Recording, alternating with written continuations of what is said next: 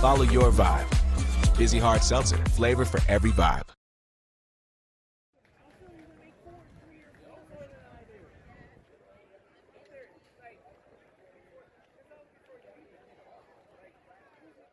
Chosen family is just someone that can help you become the best you. Chosen family means love. Chosen family means acceptance. No judgment. No judgment. I'm living my truth. I'm living my truth with my chosen family.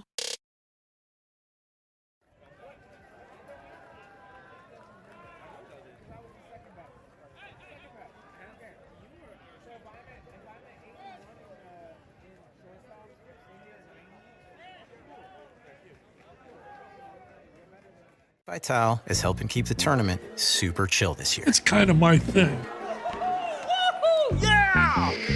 Yeah, now that he's tried Coors Light Corsicles, beer-flavored popsicles that help you stay chill when the games get heated. So try one of these when your bracket implodes on a Thursday at 2 p.m.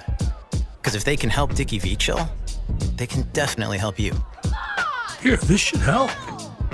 With the chilling, not the losing. We can't do anything about that.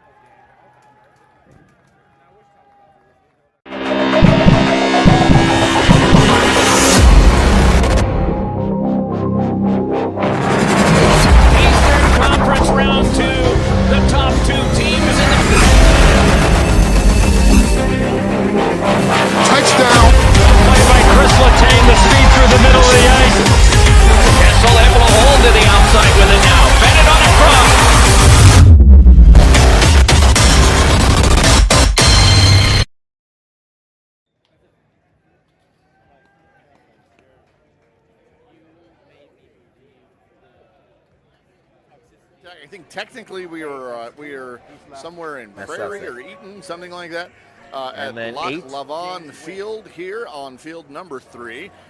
And we've got a good one for you. This is the winner bracket semifinal. The winner of this game will find themselves in the winner bracket final. And it is Columbus United Elite against the DC Raptors. He is 39 of the Chesapeake and Potomac Softball League in the Columbus you are so nice Softball League. Thank you. These two games are going to be. These two teams are definitely going to be coming at you. This is a C Division ball game. Here to tell you more about it, we have the voice of Pride Softball, Rich Siegel, and of course, Joel Tremblay. I hear. The second voice of Pride. On strike. If they have 2 strikes and hit a foul ball, they will get at least 1 more swing. They get what is called a courtesy foul. So if you have 2 strikes, it takes 2 fouls to actually get you out. Pitches have to be below 12 feet but above 6 feet and cross the plate. If it lands on the plate, it is a ball. If it lands behind the plate, on the black of the plate, or just behind it in the dirt, it can be a strike. We're going to have 2 umpires for this game. One is going to be behind the plate. The other is going to be around first or second, depending on exactly where the runners are. So Tim Sabin, who worked the line in the first game, will be the home plate umpire in this game. He from Knoxville, and then Terry O'Clair, who was the home plate umpire for the Master C game that we just did, will be the umpire out on the field, and he is from Bismarck, North Dakota. So a lot of these teams have been playing through the day, and there were 4 pool play games before the tournament started. So we'll tell you a little bit about how these teams got there, but we'll hold off on that till the break because it looks like we're about ready to have our first pitch, Rich. And that'll be P. Martin, the first batter, and he takes the first pitch for a strike, and your game is underway. And there is a line drive caught by the shortstop. And that is the first out of the ball game. Shortstop is Derek King, and he made a nice grab. It'll bring up Orlando. He wears number 8. He goes after the first pitch and hits one down the left field line, and that is a fair ball. It falls for a single, and very quickly, a fast runner on his way to second, and he is safe. So it looked like the ball got there in time, and actually a great catch by the second baseman to come down and tag, but the ball came out on the tag, so the runner is safe at second. It falls for a single and double. And here's Gilbert. So we talked a little bit about the masks and the helmets on the pitchers. One thing this pitcher's doing is watch when he throws the ball. He's going to back up, making him a better defender. There is a fly ball hit out into right field. That ball goes to the line, and it has fallen for a hit. On his horse and coming home with the first run of the ball game is Orlando. The ball gets by the catcher. Oh, I see. So again, for those of you that have been with us earlier today, we lose sight of the ball down the right field line. So I think so that was a fly ball out, and the runner came around second and came all the way around to score. A two-base sacrifice. That is a speedy runner. And here is Javier, who swings and hits one into left center field. Coming in and making the catch is the left center fielder. And that is Nastasi, and that is the third out. A run does score, though, and we go to the bottom of the first here on the Cloud Sports Network. It's the DC Raptors 1 and the United Elite from Columbus, Ohio, coming to bat.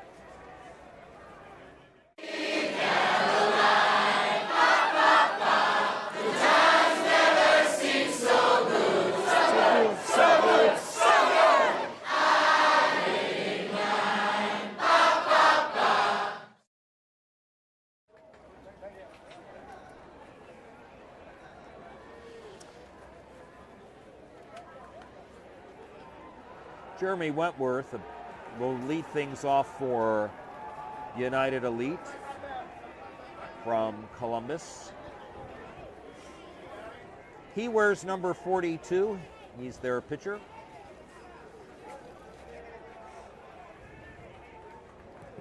Elite uniform colors purple and white stripe with orange lettering and numbers. There is a story that goes with this leadoff batter. It says, CBS leadoff batter number 42 is nicknamed Cricket. It's a nickname that's about 15 years old. He got it because in his first game he wore tight white pants and lime green shoes. His coach asked if he could do a cartwheel, and he said he could do a backflip. He did it, and his coach called him Jiminy Cricket, and Cricket stuck. Leading off for the United Elite here is their pitcher, Jeremy Whitlock. And the first pitch to him is line foul to the left side.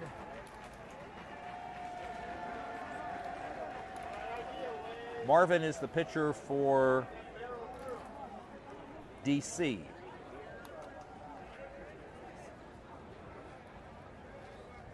Count as a ball and 2 strikes. And the sun has come down far enough that it's getting into our broadcast booth. It may be getting in hitters' eyes as well. There is a line drive into right center field for a hit and a leadoff single. And that is how the bottom of the first starts on a base hit by Wentworth. It'll bring up Bill Simonich. And there is definitely a shadow across about the middle of the outfield, which sometimes can make it a little bit harder to see the ball. Runner at first, and nobody out. There's a line drive into right field that's in for a base hit. Wentworth on his way to third. It'll be first and third with nobody out.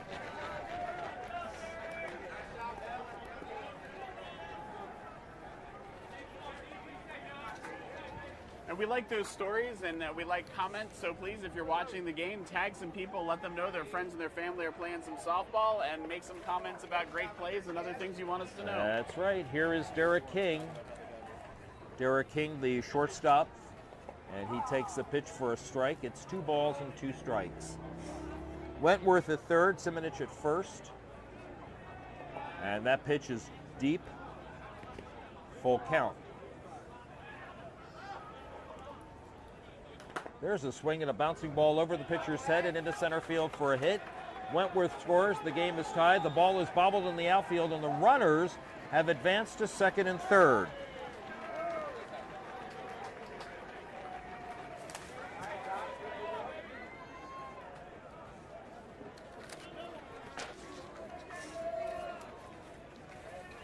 Ball was bobbled in the outfield by the right center fielder, allowing the runners to move up.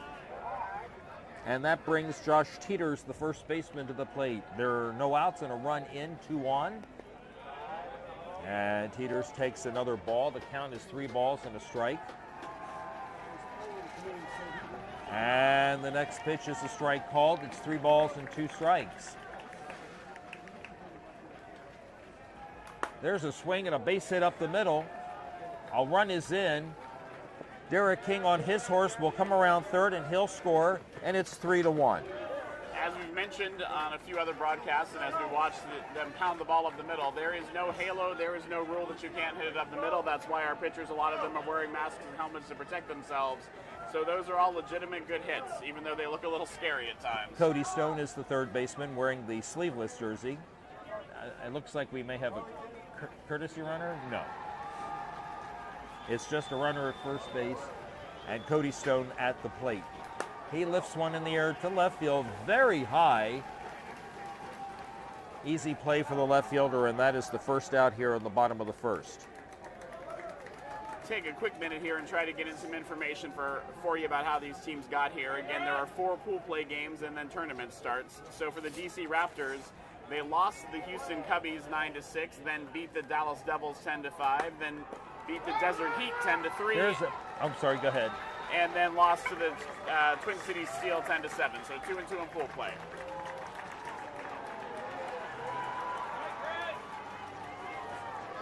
That was Brad Camphouse with that grounder to the pitcher. He's on via the fielder's choice. The force out was made at second base, and that is the second out. And now this will bring up Loy Burtonlau. And he hits one up the middle, and that is into center field for a hit. Camphouse on his way to third. Ball gets past the third baseman. There'll be no advancement by that base runner, but on the play, Burtonlau does get to second base.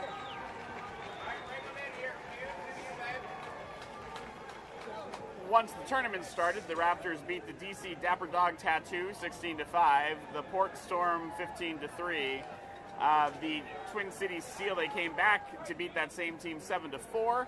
Then they beat the Austin Ghost Runners 9-5, and here they are. So they have been churning it out after 2-2 in pool play. Quentin Hanna, the right center fielder, hits a bouncer to the first baseman. He will go to the bag, and that will end the inning, and that is how the bottom of the first ends for Columbus United Elite. 1, 2, 3. I have 3 runs in the bottom of the first, and we go to the top of the second with our score 3-1 in favor of Columbus United Elite here on the Cloud Sports Network.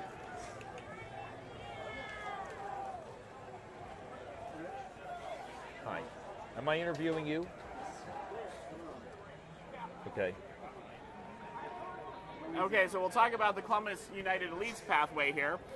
In pool play, they beat the San Diego 9-inch males 24-9, then lost to the Dallas Green Sox 9-6, then beat the Atlanta Big Stick Energy, that's Big Stick Energy, 8-4, and then beat the Twin Cities Muskies 17-9. Once the tournament started, they were able to beat the Milwaukee 41 Force 8-4, the Kansas City Dream Killers 13-3. They beat the number 2 seed, the Atlanta Aces, 15-10, and then they find themselves here playing against the DC Raptors as the higher seed. Again, this is a 10 versus 19 seed, and the winner will go on to play in the championship game of the winner's bracket. All right, top of the second. Ivan hits the first pitch to the third baseman, bobbles it, keeps it in front, but has no play. And that's one we don't usually think about as an error in this league. That ball was so hard hit. It was good to stop that ball. Just to have to knock it down and have that not enough time for a throw, not a surprise. The pitcher, Marvin, will be the batter. And he hits one foul to the right side. And again, if you can hear it, the cheers are getting louder because these bleachers are filling up with other folks and friends from the various cities for these teams that are still in it. A lot of teams had their 2 losses and finished today. It's really getting down to being the top teams and a few teams from each city. I would really like to know how one of my friends plays for the DC Rockets, how they're doing in B Division. There's a swing and a line drive caught by the second baseman. Took a couple of steps to the right side and made the catch. Runner on first gets back there. When your base coach tells you to run on the ground, freeze on a line drive, that was a good example of freezing on a line drive, because for a minute it looked like that ball could have gone through. All right, here's Wilson, the right fielder, with 1 on and 1 out here in the top of the second inning of a 3-1 game. And a strike call. There's a fly ball head out into left center field. High enough. Runner fakes a tag at first, goes about a third of the way, and says, nope, I'm going back. Some good arms out there in the outfield. For these United Elite, that ball is coming back in fast. Here is the shortstop, Elias. Now a runner at first and 2 outs here in the top of the second. And the first pitch is a strike called. Again, the home plate umpire from Knoxville, Tim Sabin. There's a ground ball fielded by the shortstop, Derek King. Comes up throwing and safe. Runner was way too far towards second to get a play there. Wise of the shortstop to try first. Looks like he might have had the ball beat him there, but pulled the first baseman off the bag, so everybody's safe. Runners at first and second. Alexander, the batter, the first baseman. God, I love all that noise. Love hearing all that cheering. People cheering for their cities, other people cheering for other cities. There's a base hit into right field. A run will score on this play, and the other runner will head to third. And it is now 3-2. Ivan scores. Elias is now with third. And at first base now is Alexander, and that'll bring up the last batter in the order, Jose Otero, who is the only first name we have. He's the catcher. And he lines one to the shortstop, field his position. Does he get the out at second base? He does, and that ends the inning. Nice play by the shortstop there. So in the top of the second inning, 1 run scores for DC. The Raptors have reduced the deficit from 2-1. We go to the bottom of the second. It's the bottom 2 and then the top of the order for Columbus United. It's 3-2 here on the Cloud Sports Network.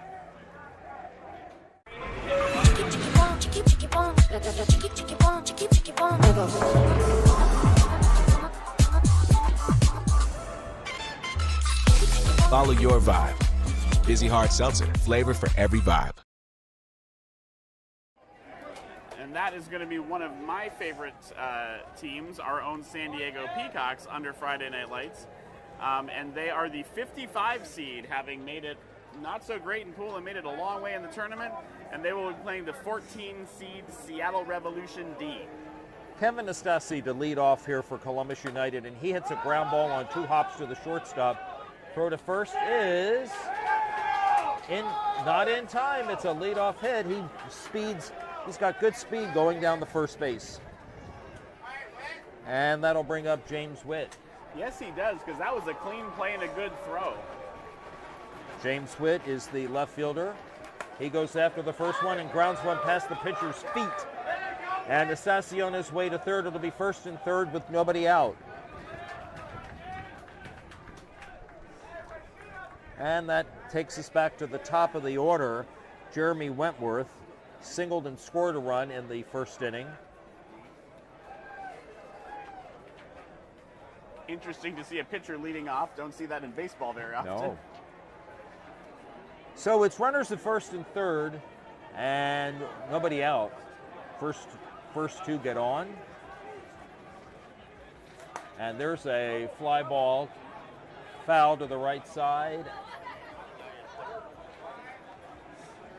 And out of play. And we definitely can't see what happens on that side. Not only is the first base dugout blocking us, but now the sun is directly in our face when you look down that way. Here's a ball, 2 balls, 2 strikes. Swinging a bouncing ball off the second baseman's glove. He recovers and steps on the bag for the force out. On the play, Nastasi scores. It's now 4-2. Witt forced at second base. 4 unassisted, and then quickly, here is Bill Simonek, and he gets a base hit to right field. Samanchik.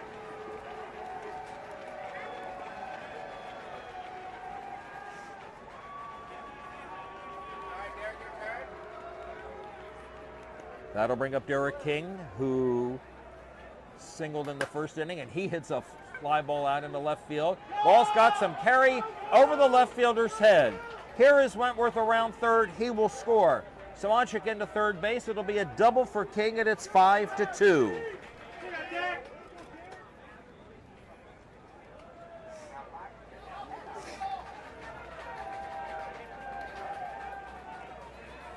And that'll bring up the cleanup batter, Josh Teeters. Singled in the first inning. Hits one beyond the shortstop and on into left field for a hit. 2 more runs will score. Samanchik scores and King scores. There is still just the one out. 4 runs have scored. It's now 7-2. And the batter will be Cody Stone.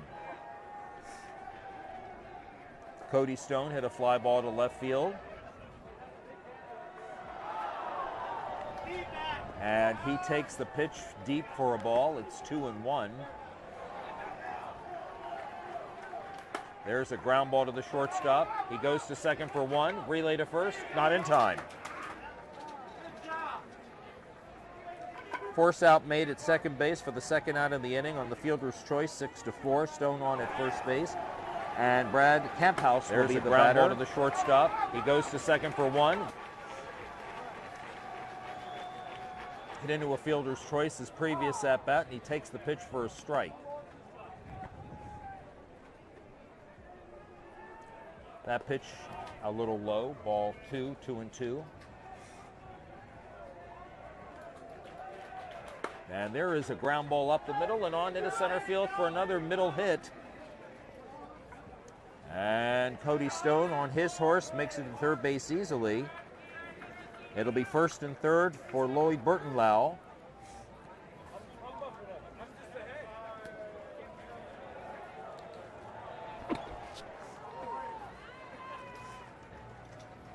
Burtonlau swings and hits one off the shortstop's glove and into left center field for a hit. Cody Stone scores.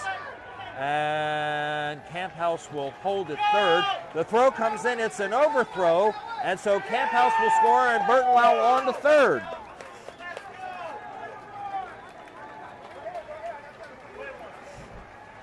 So I have it as 6 in, 2 down, and the score is now 9-2.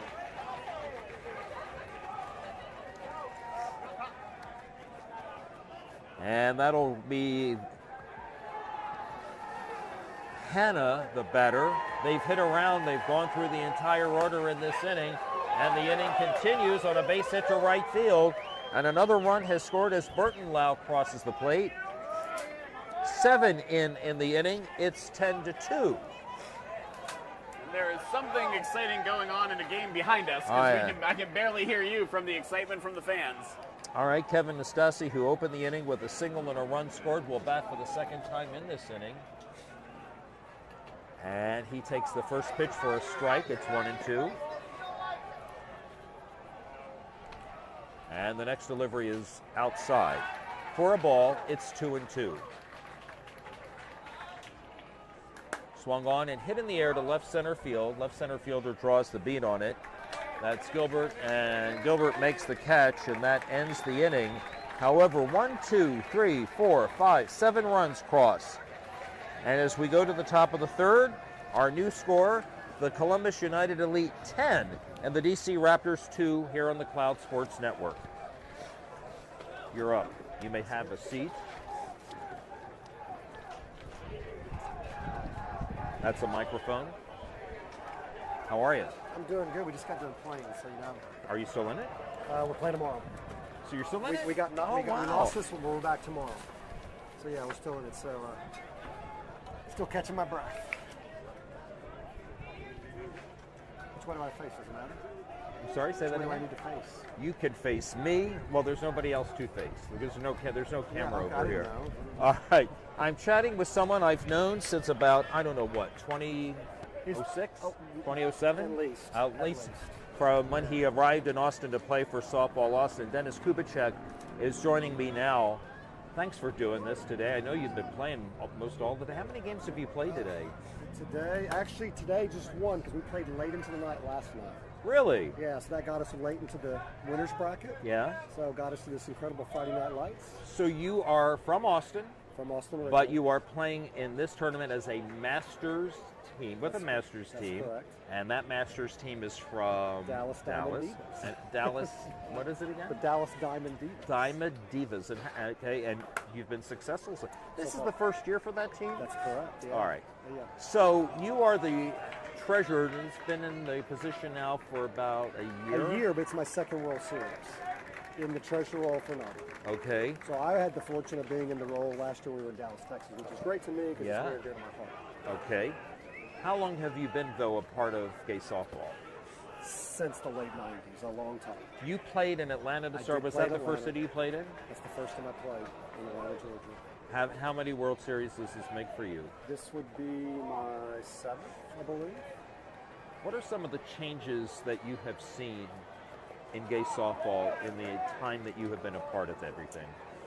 Certainly the growth, the size, the fact that last year we were in Dallas, Texas with 250 teams,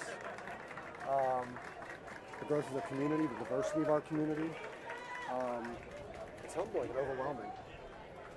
Your partner is also a member. Let's mention him because he's also a friend of mine. Let's mention that because if not for this organization, NAGA, and if not for a softball field in Atlanta, who knows? Is that right? So that's where you and Mike met. And get this, we're both from Texas. And we meet on a softball field in Atlanta. That's really an interesting. So see, good that's things. That's been 24 years ago. Good things happen. Good things happen with this. Yeah. In your role as treasurer, what are you take on any additional responsibilities besides you have been referred to on at least 3 occasions this week as the money man. The money man. So what else do you do? So first of all, I work with an incredible board in running this tournament, not just on this day, but throughout the year. We're stacked up in planning for multiple tournaments 3 years out. We have a NAGA Cup every spring. Working with the board on marketing, our governance, our member cities, our partnerships, our incredible corporate partnerships. One of the things that recently in this role, and as you mentioned what's changed, is we're now seen as a major sporting event. Yes. It's a game changer. And in Dallas, Texas last year, in my role, I was the lead in working with the Dallas Sports Commission and Visit Dallas. And working with them, they recognize us like they do the World Cup, the Super Bowl, and we're on that level. And they want us to come to Texas, and they want to incent us financially to come to Texas. And our economic impact in Dallas last year to the metropolitan area was $10 million. Oh my goodness, I didn't know that. And for that, they give us financial support in return to support that tournament, to support our growth. We often talk as a board, we're not planning for the next World Series in England. This is our 47th year. You believe that? Yeah, we're That's approaching amazing. our 50th, and we're planning for the next 50.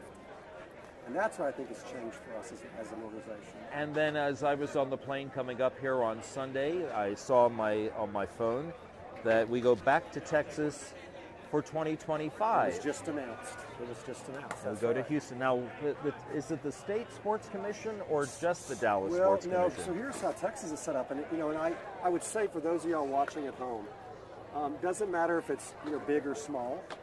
Even the local tournaments. We were in Salt Lake City. We brought a 30-team tournament. We got support from the Salt Lake Sports Commission. So I encourage member cities back home, find your city contact. Usually there's a local sports commission. There is usually a visitors bureau. And then sometimes states will have a overriding state fund. Like in Texas, it's a state fund. And so for Houston, we get to work with the Houston, I think it's called Harris County Sports Commission.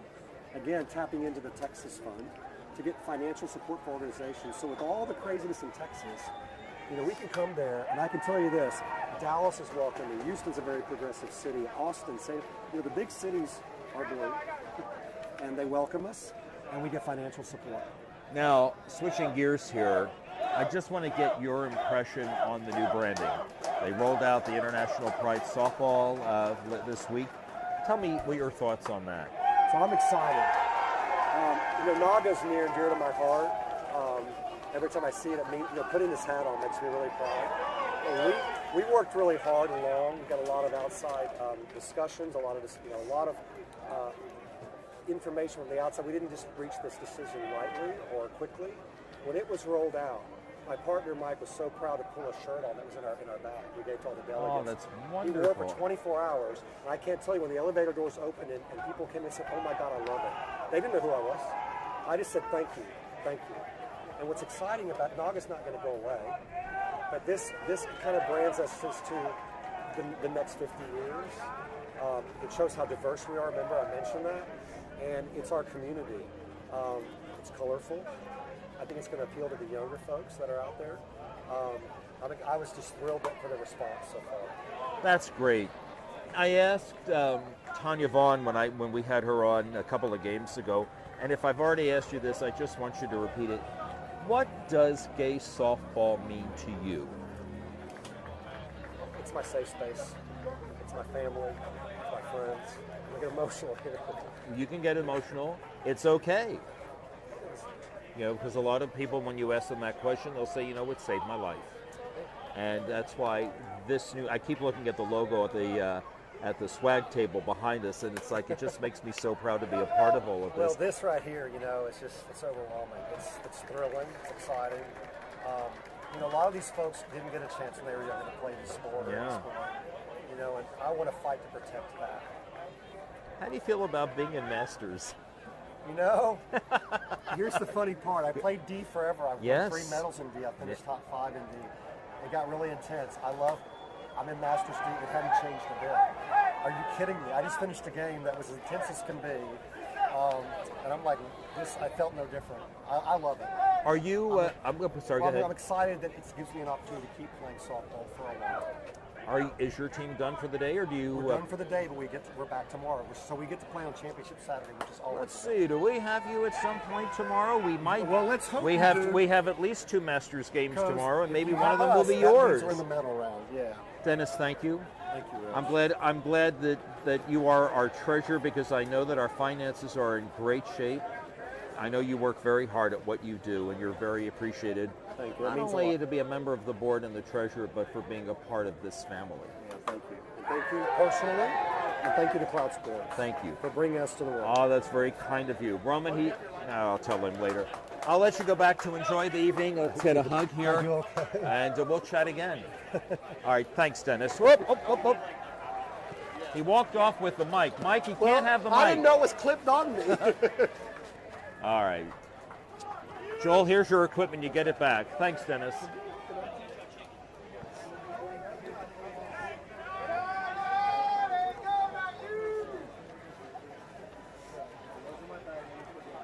Quentin, you're welcome. Thanks again. Quentin Hanna, the batter. All right, so let's try to get us caught up here. So there was 1 run from the Raptors in their half of the 3rd inning to give them a total of 3.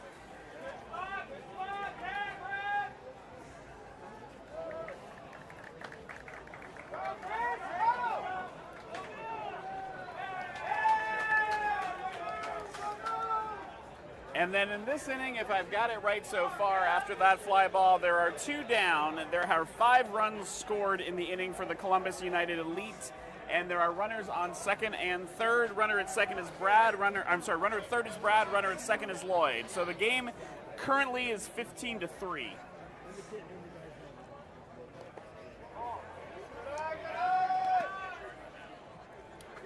And this is Kevin at the plate. All right, Kevin Nastasi swings and hits one in the air to center field.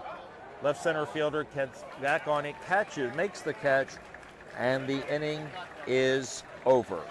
Bottom of the 3rd, 5 more runs have come across the plate for the Columbus United Elite.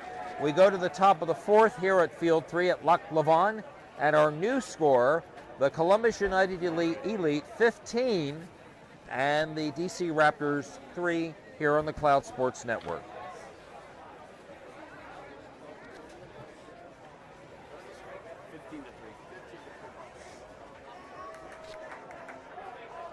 So, and I do believe that I heard the umpire say the same score, so I think we have that corrected, 15-3. All right. So we are going into the 4th inning.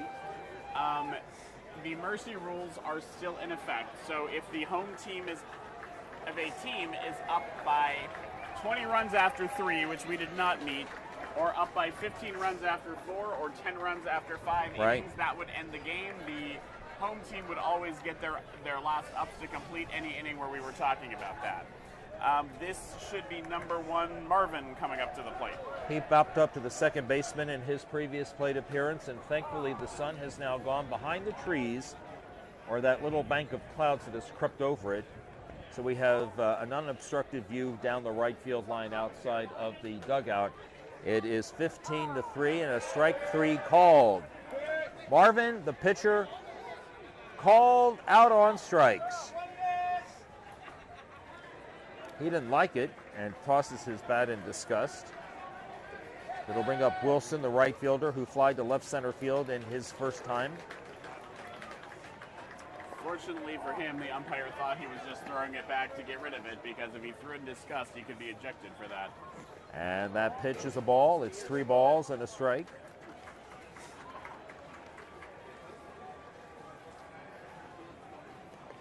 That pitch is a strike call, full count.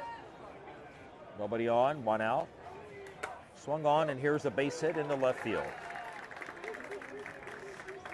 We'll take a minute here to remind you all as this game continues. Please make some comments, send some thumbs up, send some hearts, mention some favorite plays, and tag friends and family of the players here so that everybody knows that they're playing and folks would have a chance to see them in some softball they might otherwise not get to see. Elias, the shortstop, goes after the first pitch and hits one into right field shallow. Coming on to make the catch is the right fielder, and they'll throw back to first to get the double play. The runner at first base, Wilson, thought there were 2 out. He was at second base. The putout will go 10-3, and that is how the top of the 4th ends. With no runs scored, so fly ball to right field. The catch was made for the 2nd out, and then the runner doubled off. 10-3 for the putout ends the inning. So what this means is, well, during this United, moment, I'm sorry, go ahead. I'm going to take a minute to talk about one of our sponsors. Our sponsor is World Wrestling Entertainment, or WWE, and they are proud to be partnering with the Gay Softball World Series for the 2nd consecutive year. Founded in 1953, WWE is a global integrated media entertainment company. Among its many contributions over the past 2 years, WWE offered complimentary tickets to local Naga softball players, including, in my own league, AFCSL of San Diego, throughout Pride Month this year. So if United Elite scores 3, we have a run rule. The first pitch is hit out into right field, and that ball is down for a hit. A leadoff single for James Witt, and that will bring us back to the top of the order.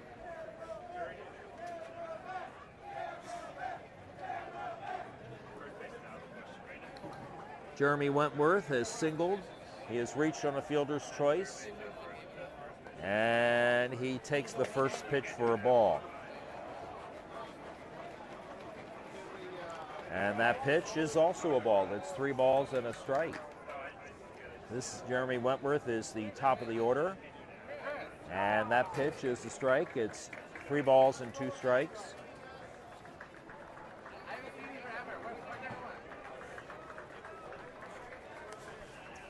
There's a swing and a bouncing ball. Fair down the line and into the right field corner.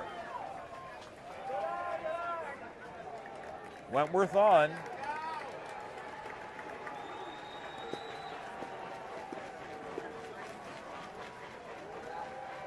So there is 1 out. Apparently, when we lost sight of the ball down the right field line on the previous batter, Witt, the ball was caught.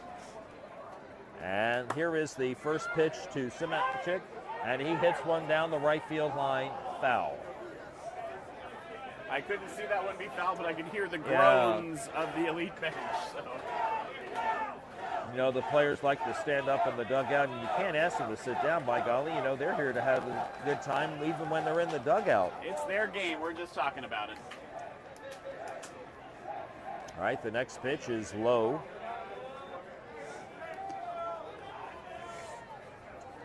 And the next delivery is low, ball 3. 3-2. Not a bad idea by the pitcher. Simmons looked like he wanted that one. 3-2 pitch. Swing and a fly ball hit foul again to the right side. That one landed, one more to give. The right fielder couldn't quite get there.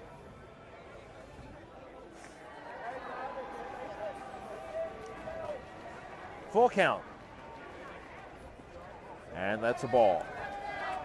Wentworth goes to second on the one-out walk. And that'll bring up Derek King. And King would be the winning run. He would be indeed, and he's got power too. Stockly built, takes the pitch for a ball.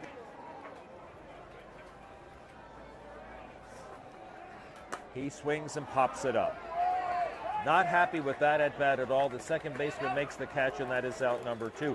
He almost threw that bat into the dugout, which would have been an automatic ejection. You can't take the bat into the dugout. That's out number 2, and that'll bring up Josh Teeters. And you mentioned people staying up towards the front of the dugout. That may be why. A lot of teams place somebody there to make sure that the bat does not come across. Teeters takes the ball. And he takes another ball, ball 3. 3 balls and 2 strikes. Pitch hits the plate, and that's the ball 4. Wentworth to third. Simicek to second. Teeters at first, and Cody Stone will be the batter.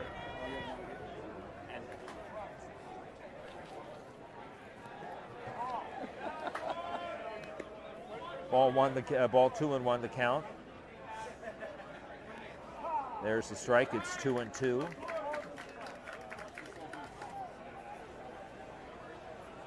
Swung on in line, past the dive of the shortstop and on in the left center field. 2 will score. The other runner to third. It'll be second and third, and 1 out.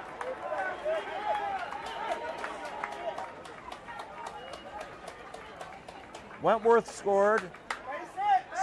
Simicek scored. Teeters to third, Stone to second. Teeters is the winning run in what would be a run rule. And here is Brad Camphouse. He takes the strike. It's a ball and 2 strikes. So there's 2 down, no sacrifice, but a base hit probably wins the game. There's a fly ball hit out into right center field. And the catch is made and the inning is over. So the DC Raptors will live to face another half inning. On that fly ball, third out of the inning, 2 runs to score. 17-3 is our score as we go to the top of the 5th. And what has to happen now is that the DC Raptors need 4 to keep this game going. Yes, because we will be in the 5th inning, which means the run rule goes from 15 to 10. I want to take a moment here to tell you about a couple more sponsors. First of all, one of the most fun and exciting ones is Major League Baseball. Major League Baseball is proud to partner with NAGA for the 2023 Gay Softball World Series. Major League Baseball is committed to ensuring that we have a welcoming and inclusive culture where everyone's voice matters and where people of all races, ethnicities, genders, gender identities, sexual orientations, ages, religions, disabilities, and viewpoints can thrive. We also have the United States Gay Sports Network. They invite you to come out and play. USGSN is America's largest LGBTQ plus sports directory that highlights every league and tournament in the country. If you want to find a league or tournament by and for the LGBTQ community and its allies, then head over to usgsn.com. The network currently features over 800 LGBTQ plus leagues, 45 different sports in 42 states and 85 cities. Visit usgsn.com and follow all of your favorite social media platforms at USGSN for the United States Gay Sports Network. Alexander leads off here in the top of the 5th. Again, his team needs 4 to keep the game going. They trail by 14 and potential run rule if they don't score 4. Alexander lines one to the second baseman. Out number 1. And that'll bring up Jose Ortera. The catcher, Ortero, the batter, he has hit into a fielder's choice to the shortstop, and he will bat with 1 out and nobody on. And do remember that whenever this game ends, we will probably have a slight break, and then we will be bringing you a late in the bracket Friday Night Lights D Division game with the San Diego Peacocks against the Seattle Revolution D. 2 balls, 2 strikes as that pitch came in for a strike. Swing and a fly ball down the left field line. The ball is going to go foul, and the ball is caught in foul territory for out number 2. So Martin needs to get on to keep this game going.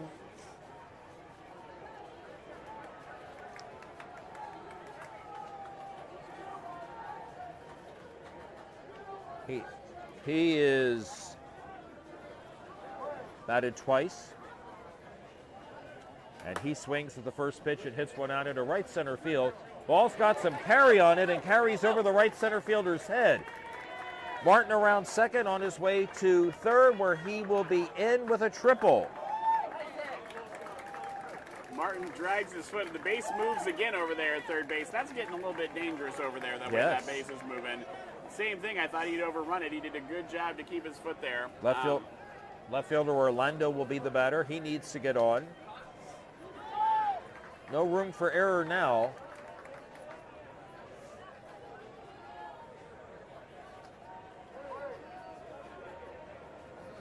First pitch. He swings and hits one up the middle and through for a base hit. That is one of the 4 they need, as Orlando gets a single into center field. Martin scores. It's 17-4.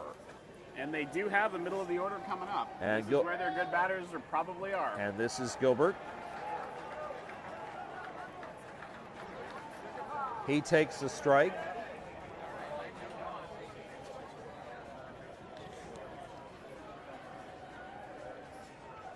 And the next one, he has to jump out of the way of that. 2 balls and 2 strikes.